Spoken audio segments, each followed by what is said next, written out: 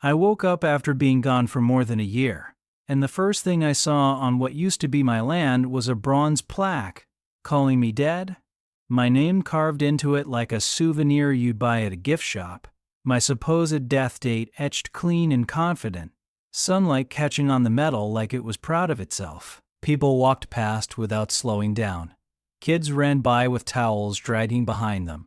Someone cracked open a cooler and laughed like this was just another perfect summer day.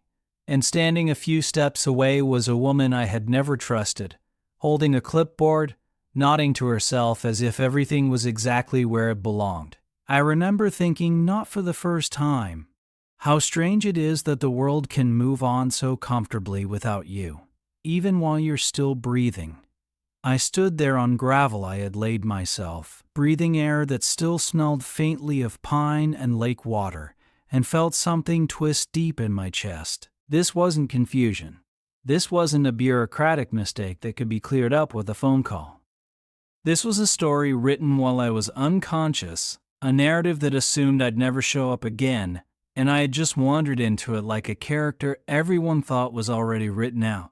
Before all of this, my life had slowed down in a way that felt almost rebellious. I spent more than 20 years working federal water management jobs, the kind where you argue about flow rates and erosion models with people who have never stood knee-deep in a real river. Endless meetings under buzzing fluorescent lights, charts that mattered more than common sense, people who talked loud and listened rarely. It paid well, sure, but it hollowed me out quietly. You don't notice it happening at first. You just wake up one day and realize you're tired in a way sleep doesn't fix. One morning, I caught my reflection in the glass of a downtown building and realized I looked like someone waiting for life to start instead of living it.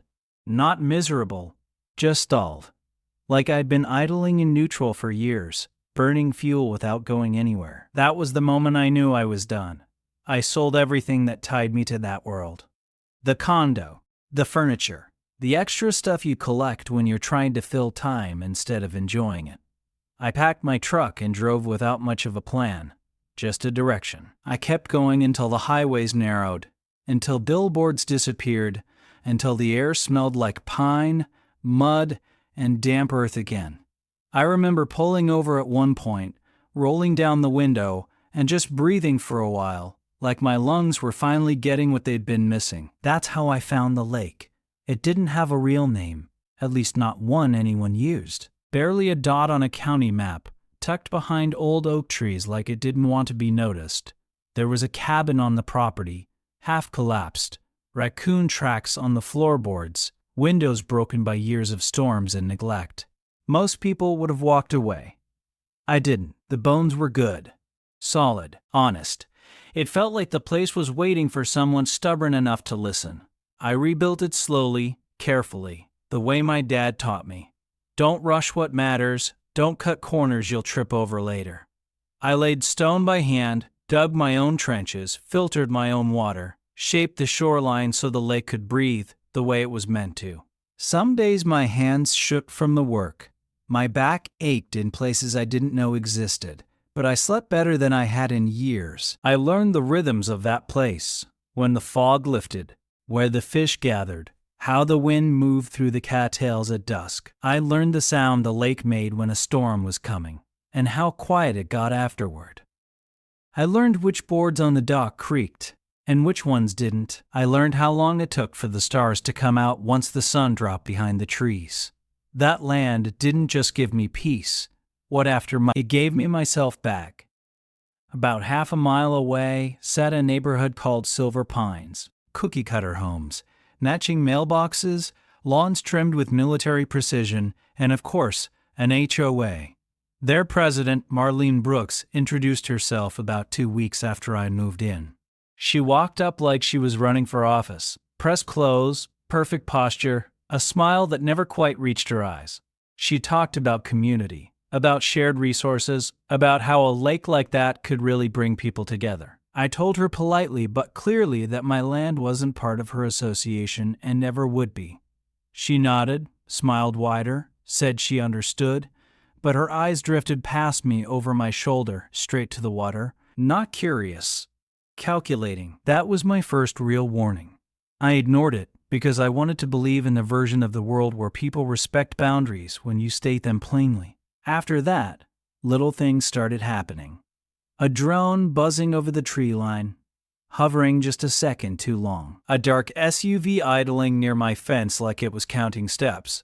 Once, I caught a guy with a clipboard and a GPS tool standing right on my property line. When I called out to him, he startled and took off without a word. Another time, a couple wandered down to the shore and acted surprised when I told them they were on private land, like someone had told them otherwise. They apologized, sure, but it didn't feel accidental.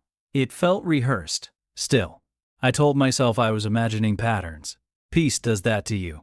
It convinces you that nothing bad belongs there, that if you stay quiet enough, the world will leave you alone. Then came the rain. Not a storm, just a thin, cold drizzle that makes roads slick without warning you. I was driving back from town, thinking about nothing in particular, when a truck drifted across the center line. For half a second, our headlights lined up, and I saw the driver's wrist, a jagged black tattoo I recognized from my land. That half second stretched longer than it should have, like my brain was trying to catch up to something it didn't want to believe. Then, metal folded, glass exploded, and the world shut off like someone flipped a switch. When I came back, I wasn't me anymore, at least not on paper. I was John Doe in a hospital bed. My wallet was gone, my phone destroyed, my face swollen beyond recognition. I couldn't speak at first, couldn't move right, couldn't even remember my own name clearly. Machines breathed for me. Nurses spoke softly, like I might disappear if they raised their voices. Days blurred into nights. Pain came and went in waves. Sometimes I'd wake up convinced I was still at the lake, that if I reached out I'd feel cold water or rough wood. Other times I'd wake up angry, confused, trapped in a body that didn't respond the way it used to. Weeks passed before they matched my fingerprints and finally called my sister. And in that gap, that quiet space where the system didn't know who I was, someone took advantage of it. A man claiming to be a county liaison filed a provisional death notice in my name. Not official, not thorough, just enough to trigger a loophole. Enough to let an HOA claim emergency stewardship over supposedly abandoned land. While I lay there breathing through machines, my life was being reassigned like unclaimed luggage. My sister Claire lived through her own nightmare. She was told my truck was found empty, that I might have been thrown into a river. She searched hospitals, called police departments, waited by the phone for weeks. She barely slept, barely ate. She kept my voicemail saved, listening to it just to hear my voice. Then a man showed up with condolences and forms, told her signing would protect my property from being seized. He spoke calmly, gently, like he was doing her a favor. She was grieving, exhausted, terrified of losing the last piece of me, so she signed. Marlene even came by in person, hugged her, told her I'd talked about sharing the lake someday. Said it softly, kindly, like she was honoring a dying wish instead of stealing a future. 15 months later, I drove back. Except it wasn't home anymore. There was a gate where my driveway had been. So UC Justice said it out. Solar lights lined the path like an airport runway. White sand covered the shoreline where reeds and cattails used to filter the water naturally. Kayak racks, umbrellas, a gazebo built like a wedding venue. Music playing, people laughing, strangers sunbathing where I used to drink coffee in silence, and that plaque, dedicated in loving memory of Ethan Cole. My name, Meti, my death. My life turned into a selling point. Marlene met me with security like she'd rehearsed it 100 times. Calm, polite, almost bored. She told me Ethan Cole had passed away, that this land belonged to the Silver Pines Community Association, and that I was trespassing. When I said I'm standing right here, she didn't flinch. She smiled and called the sheriff. The deputies weren't cruel, they were trapped. According to county records, Ethan Cole was deceased. According to those same records, the land was under HOA control. They asked me to leave, and that was the moment I understood something brutal. You can be alive and still be treated like a ghost if enough paperwork says otherwise. I walked away that day with my jaw clenched and my hands shaking. not from fear, but from the kind of anger that settles deep and waits patiently for direction. The next morning, I walked into a lawyer's office. Victor Hale, former federal litigator. The kind of man who listens without interrupting and doesn't soften bad news. He looked at me and said, "They didn't just steal your land, they tried to erase you. We pulled hospital records, financial transfers, HOA emails. An environmental specialist showed how the beach construction was slowly killing the lake. An auditor followed the money to shell companies and fake donors. Donors who were conveniently dead." As we dug deeper, the story got uglier. Emails where Marlene talked about timing and opportunity. Payments made weeks before my crash. Contractors hired without permits. The lake I had protected for years was being poisoned for profit. It wasn't just greed, it was entitlement. The belief that if something was beautiful, it must belong to whoever wanted it most. Then one night, while we were quietly gathering evidence, the gazebo on my shore went up in flames. We caught everything on drone footage. The man pouring gasoline, the lighter, the tattoo. Same one from the crash, same one from my land. That fire wasn't vandalism. It was panic. Someone trying to burn the truth before it burned them. After that, everything unraveled fast. Arrests, confessions, board members flipping on each other, Marlene blaming contractors, paperwork, misunderstandings, anything but herself. It didn't work. The judge didn't raise his voice when he sentenced her. He didn't need to. Fraud, conspiracy, attempted murder, 25 years. Each word landed like a stone. The county dismantled the resort piece by piece. The gate came down, the docks were hauled off, the sand scraped away. The lake slowly began to breathe again. I watched it quietly. It didn't feel like revenge. It felt like balance being restored. The last thing I destroyed myself was that bronze plaque. I took a sledgehammer to it until it was nothing but twisted metal in the dirt.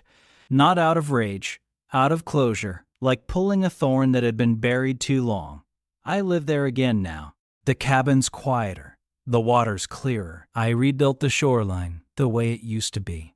I fish some mornings. I sit on the dock some evenings and do absolutely nothing, and it feels like everything. I carved a new sign by hand and planted it by the shore.